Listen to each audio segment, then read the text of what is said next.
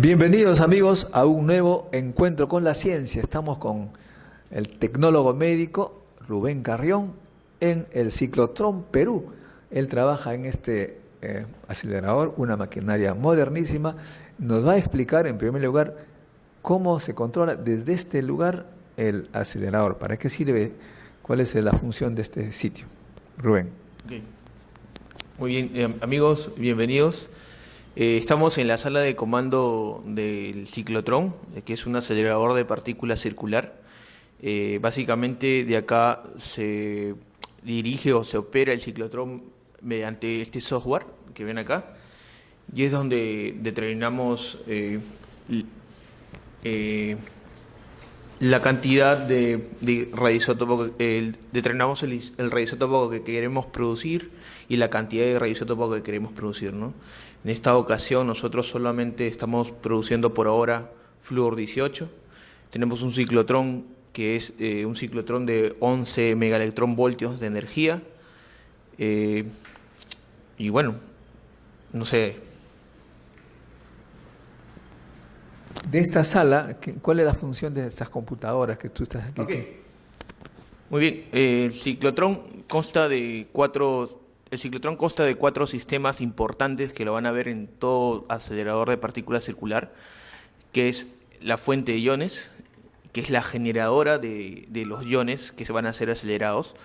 Actualmente casi el 90% de los ciclotrones que se utilizan para producción de radioisótopos usados en medicina utilizan o aceleran iones negativos, que luego casi al final de su aceleración van a ser transformados, por así decirlo de alguna manera, a protones. La fuente de iones es la que genera estos iones negativos, que es una mezcla van a ionizar el hidrógeno y van a comenzar a producir por así decirlo, las partículas que van a colisionar en este caso con el oxígeno 18 para la producción de flúor 18, ¿no? Luego otra pieza importante, otro sistema importante del ciclotrón es el imán, el campo magnético. Una partícula cargada en un campo, sometida a los efectos de un campo magnético, va a describir prácticamente una órbita. Otra pieza importante del ciclotrón o sistema importante del ciclotrón es el sistema de radiofrecuencia, que es el que nos da la diferencia de potencial para que la partícula pueda ser acelerada, ¿no? Otro de los sistemas importantísimos del ciclotrón es el sistema de vacío. El ciclotrón es una gran cámara donde se encuentra el imán, donde se encuentra el sistema de radiofrecuencia, y tiene que estar todo eso al vacío, ¿no? Tenemos nosotros 3 bombas de difusión que se encargan de arrastrar cualquier ion que pueda estar dentro del gran tanque del ciclotrón, acompañados de una bomba mecánica que le da la fuerza para extraer cualquier ion que pueda estar dentro del tanque de vacío, ¿no? En esta pestaña nosotros podemos monitorizar los diferentes parámetros del ciclotrón durante el bombardeo, como son el campo magnético, el voltaje de la fuente de iones, el flujo de gas de hidrógeno, la corriente con la cual va a ser sometida la fuente de iones, la amplitud de radiofrecuencia y la frecuencia de radiofrecuencia, ¿no? Y el sistema de vacío. Ese es un esquema didáctico, como les comentaba. El ciclotrón consta de sistemas importantes como son la fuente de iones, que es el número 1, como vemos acá en el esquema. Se genera un flujo de hidrógeno.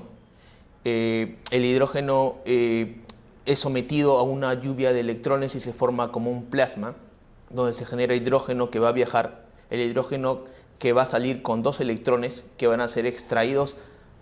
Generalmente siempre la fuente de iones va a estar al centro del ciclotrón, como ven acá, el número 1 está acá, y luego se va a extraer a través de la primera D, que es la primera fuerza de aceleración del ciclotrón. Va a ser extraída esta partícula y van a ver cómo en el tanque va a describir una órbita, ¿no? Una espiral. Lo que ven que se enciende acá de azul, rojo y blanco es el sistema de radiofrecuencia. Nosotros le llamamos las Ds. En nuestro caso, nuestro ciclotrón tiene 4 Ds, que lo que hacen es causar una diferencia de potencial y con lo cual se va a acelerar la partícula, ¿no? En este caso el ion negativo va a ir acelerándose poco a poco. Como le decía, el ciclotrón tiene 3 bombas de difusión. En nuestro caso, nuestro ciclotrón tiene 3 bombas de difusión, que son las que van a extraer cualquier gas residual del flujo de hidrógeno o cualquier ion que esté dentro del tanque, lo van a extraer y lo van a emitir hacia el exterior, ¿no? Una vez que el ion haya sido extraído de la fuente de iones, va a comenzar su proceso de aceleración a través de las DES. El imán es muy importante. Esta circunferencia que ven de anaranjado es el magneto, es un electroimán. Es importante porque el imán te va a hacer que la partícula describa una órbita, y mientras más intenso sea la corriente que viaja por el imán, va a hacer que la órbita o que la espiral sea más pegado, y de eso depende que mientras más vueltas de la partícula o los iones negativos en el ciclotrón, más energía va a adquirir, ¿no? Depende de la cantidad de Ds que tengas. En este caso, por cada giro que la partícula dé, está siendo acelerada 4 veces. Entonces, depende del diseño del ciclotrón, del radio que describa la partícula, hacia llegar hasta su borde más externo, en donde cuál va a tener la energía necesaria, ¿no? En este caso, el diseño de nuestro ciclotrón puede acelerar la partícula hasta 11 megaelectronvoltios. Una vez que la partícula llegue hacia el radio más externo del tanque, va a pasar a través de unos foils de carbono. Estos foils de carbono lo que hacen es desnudar ese ion, ese hidrógeno que está viajando con 2 electrones, el hidrógeno es un protón, y va a quitarle los electrones, y al quitarle los electrones va a cambiar el signo positivo, y por lo tanto va a ser desprendido hacia el blanco, ¿no? Que nosotros es lo que queremos que colisione con el blanco. Una vez que la partícula cambie de valor, va a ser extraída hacia el blanco, y es aquí en el blanco en donde va a colisionar con el oxígeno 18, y donde va a producir la reacción nuclear y se va a producir el flúor 18. ¿No? Este es un esquema más o menos de cómo funciona el ciclotrón y cómo interactúan todos los sistemas que acabamos de ver en el sistema de comando, ¿no? Entonces luego ese radioisótopo decae. Ese flúor 18 que ha sido formado tiene un tiempo de vida media aproximadamente de 109 minutos. ¿Ya? Ese flúor 18 que se ha producido es transferido mediante una tubería de polietileno, un capilar de polietileno vía subterránea hacia las celdas de radiosíntesis. Se va en estado de líquido. En estado líquido, sí. Viaja en estado líquido y luego es atrapado por una resina que atrapa solamente flúor 18, y el flúor 18 va a quedar contenido en una resina, y luego ellos utilizan mediante pruebas de cromatografía para poder sacar el flúor 18 y hacer la síntesis de, en este caso, FDG, ¿no? Este es un video de lo que se hace en el laboratorio una vez que se haya producido el flúor. El flúor es transferido, ahorita están condicionando el módulo de síntesis. Están preparando para recibir el flúor 18. En ese momento, cuando se está preparando el módulo de síntesis, el flúor 18 recién se está produciendo en el ciclotrón, ¿no? O sea, mientras en paralelo, durante el bombardeo, se está alistando todo.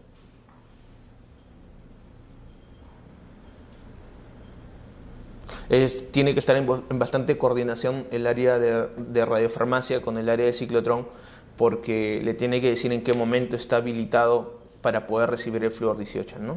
Siempre está en constante. Ese es el módulo de síntesis. Ese equipo es el que hace la radiosíntesis del flúor 18 y transforma a FDG F18, ¿no? El FDG F18 es un radiofármaco muy usado para el caso de oncología acá en el país, ¿no? ¿Y eso se reparte por el momento a cuántas clínicas, sabes?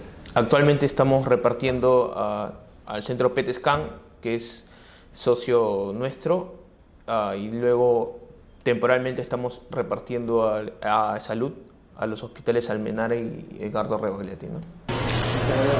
Ok, todo lo que hemos visto en el comando, en el software del ciclotrón, es prácticamente lo que manda a todos estos sistemas del ciclotrón, ¿no?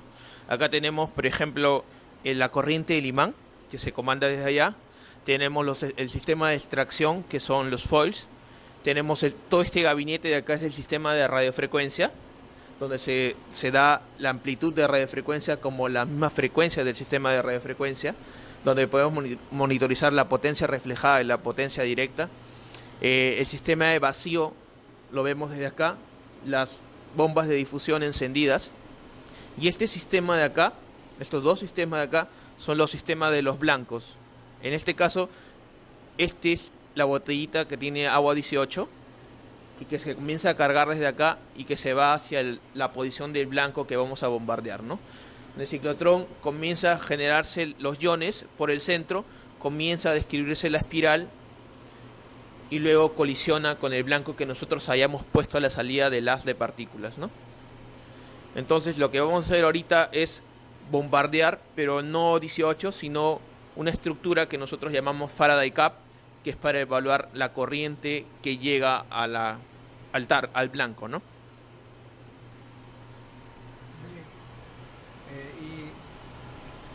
En este momento podemos observar adentro, ¿no? Sí, claro, en este momento podemos abrir. Es un ciclotrón autoblindado. Lo que estamos haciendo ahorita es abrir el blindaje. Tiene interlock de seguridad. Si es que yo lo vuelvo a... Si, por ejemplo, ahorita si yo le doy la orden para poder bombardear, no lo va a hacer porque se activa un bloqueo de seguridad.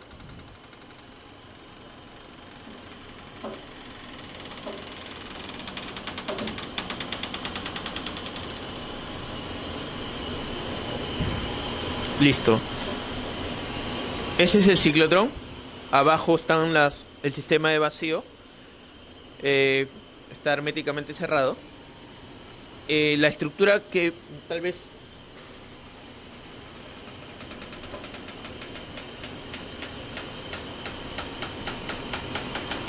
La estructura que ven acá es la salida del haz. Esa estructura es donde se colocan los blancos que queremos bombardear. Puede ser blanco para flúor 18, para carbono 11, dependiendo de lo que querramos poner, ¿no? En realidad solamente se generan los protones, se aceleran, llegan a 11 met y podemos hacerlo colisionar con lo que nosotros deseemos, ¿no? Esa es la salida del blanco. ¿Puedes mirar la del otro lado? Claro.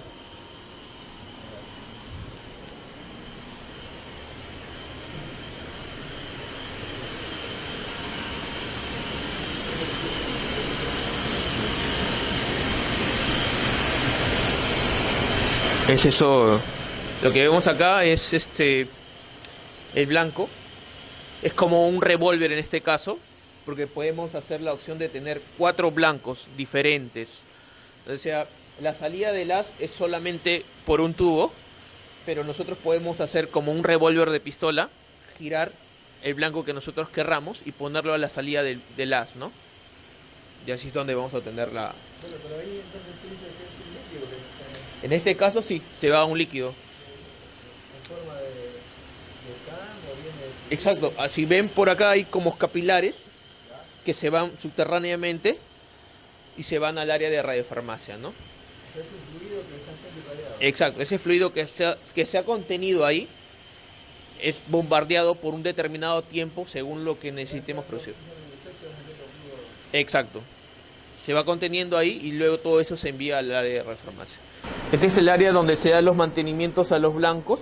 Por ejemplo, este es uno de las Faraday Caps que utilizamos para medir la corriente que llega a la Faraday Cap durante el bombardeo.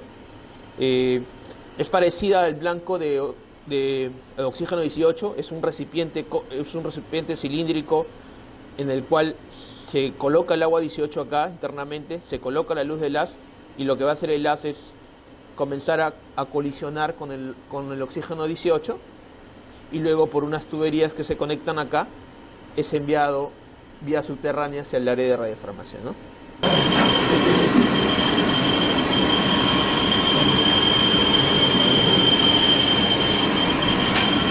Aléjate, aléjate.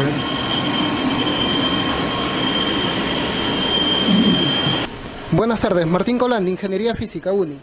Doctor Carrión, yo lo que quisiera saber es el diámetro de las tuberías de polietileno, las que transportan el flúor líquido, ¿cuál es su diámetro? La verdad que son bien delgadas los capilares, no te podría decir el diámetro exacto, creo que son 0.18 pulgadas, creo es el diámetro interno del capilar. 0.18 pulgadas es el diámetro, es bien pequeño. Recuerda que se transporta solamente 2.4 mililitros. 2.4 mililitros es la capacidad de nuestro blanco, ¿no? Pero como es un capilar, entonces lo que es la fuerza de adherencia, o sea, la tensión superficial, se desprecia entonces, o sea, no se considera la viscosidad. Exacto. Sí, en realidad eso es sometido o es transferido a una presión más o menos de 100 psi, y la transferencia es prácticamente cuestión de 2 minutos, básicamente hasta que llegue a la celda de radiofarmacia.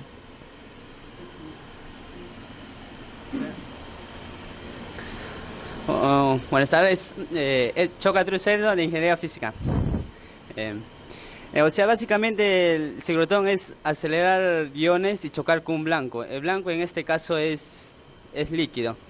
Puede ser sólido también. Sí, claro, en realidad lo que hace el ciclotrón es acelerar partículas, como hemos dicho, y puedes colocar cualquier blanco a la salida, ¿no? Es como, por ejemplo, el reactor nuclear. Los neutrones, tú puedes someter cualquier elemento y verificar qué es lo que sucede. En este caso también podemos también bombardear blancos sólidos, pero ahorita nuestro ciclotrón no está habilitado para los blancos sólidos, ¿no?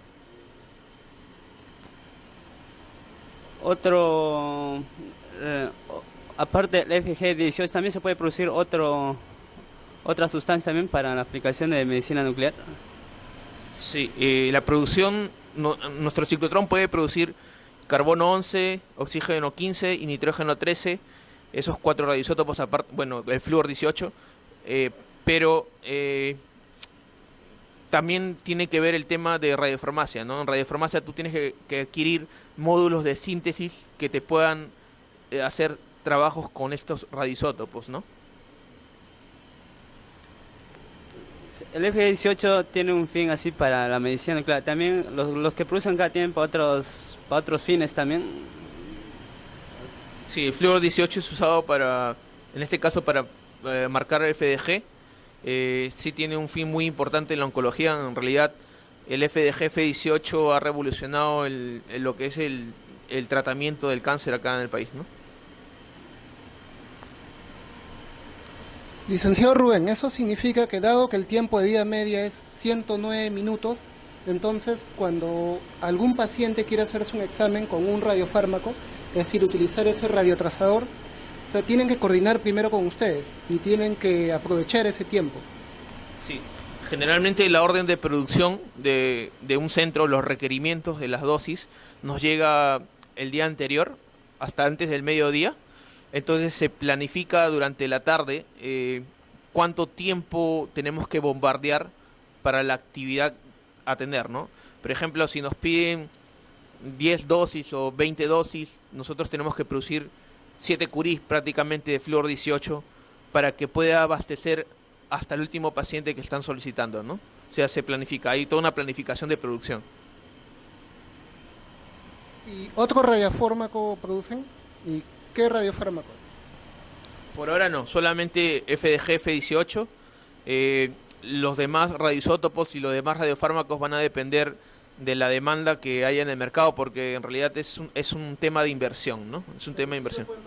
Como te digo, podemos producir carbono 11, nitrógeno 13 y oxígeno 15, y todos los radioisótopos que puedan marcarse con todos los radiofármacos que puedan marcarse con esos radioisótopos, ¿no? Siempre y cuando haya una demanda. Mi nombre es Fernando Chacmana, de Ingeniería Física. Una consulta, de acuerdo a al ciclotrón acerca de la protección radiológica. ¿Quién está encargado de eso y cómo es la protección acá? Y una más, ¿cuánto es la diferencia de potencial para hacer girar esas partículas? Ok. La diferencia de potencial para poder girar las partículas es de 37.8 kilovoltios, ¿ya? Entre cada D que tenemos. Esa es la diferencia de potencial. La persona que se encarga de ver la protección radiológica acá es una ingeniera física médica que se encarga de monitorizar todos los ambientes durante la producción. La ingeniera María Velázquez.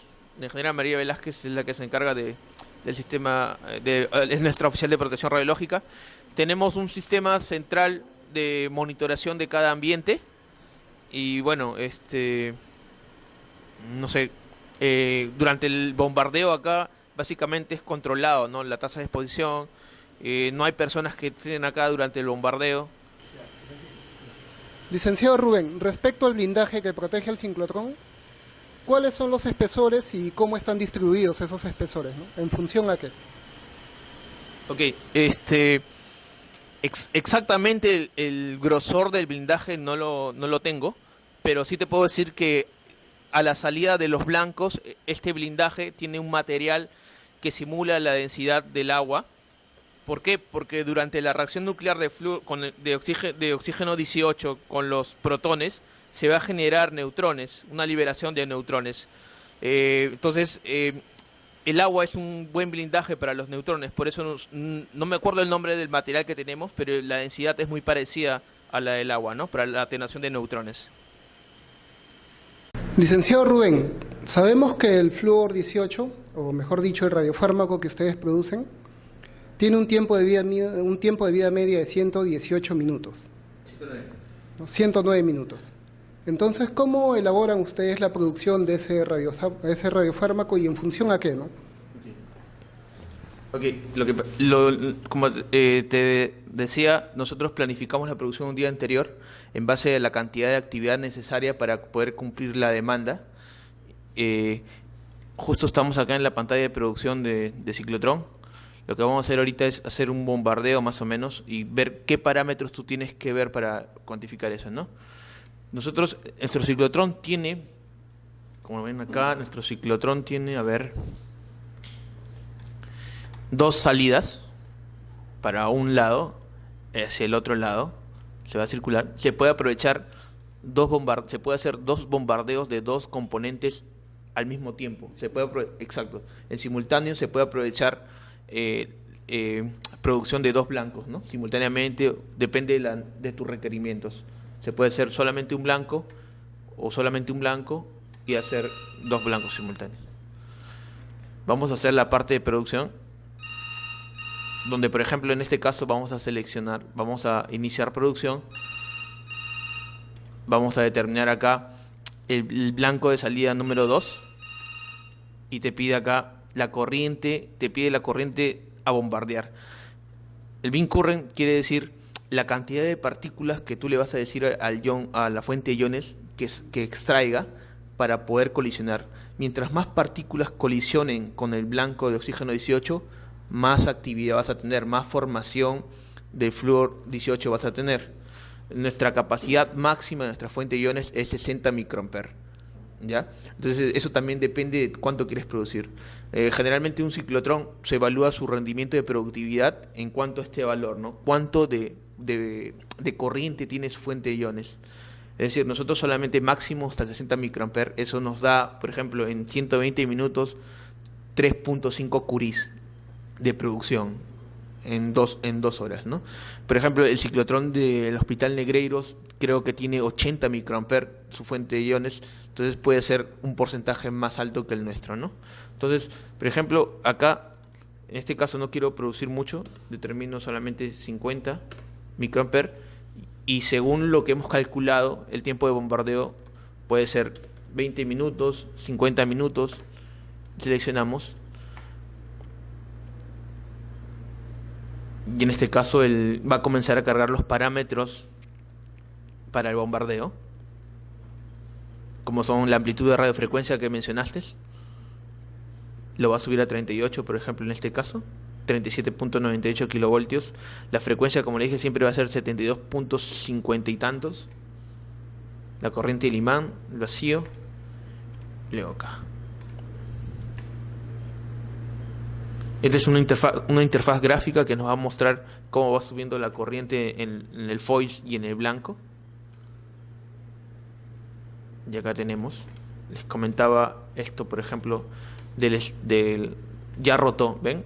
Ya rotó el extractor, se ha puesto a la salida del haz para poder sacar.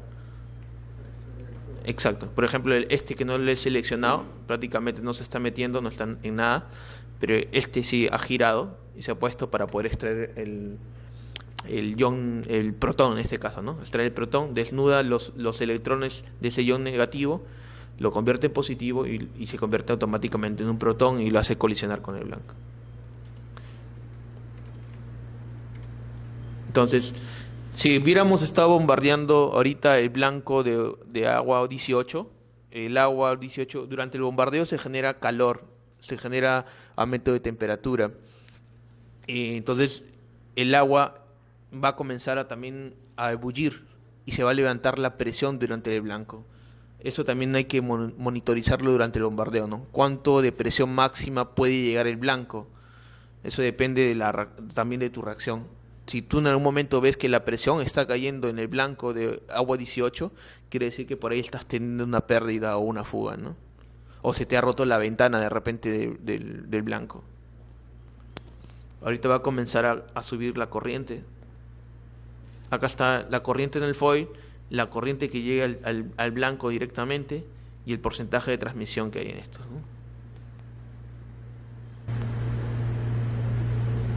Bueno, y básicamente es eso, monitorizar durante la corrida del protón. Tienes que monitorizar que no se caiga el sistema de radiofrecuencia. A lo largo del bombardeo puede haber interferencias en el sistema de radiofrecuencia, se puede caer, tienes que tratar de monitorizar eso. Se puede romper el foil también, tienes que tratar de ver que la corriente siempre sea constante en el foil, que la presión sea constante también en el blanco. ¿Cuántos tipos